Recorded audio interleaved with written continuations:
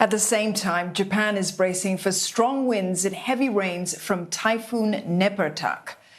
Now, it's moving north towards the Tohoku region and is expected to make landfall near Akita in the morning. That's about 570 kilometers northeast of Tokyo. The Met Agency has warned of wind gusts topping 100 kilometers per hour, as well as mudslides and floods.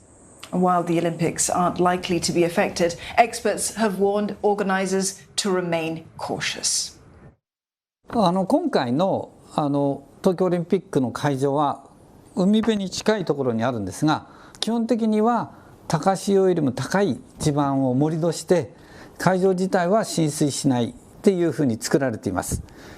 しかしその中でもビーチバレーボール競技とか、それからトライアスロンとか、海そのものを使う、海辺を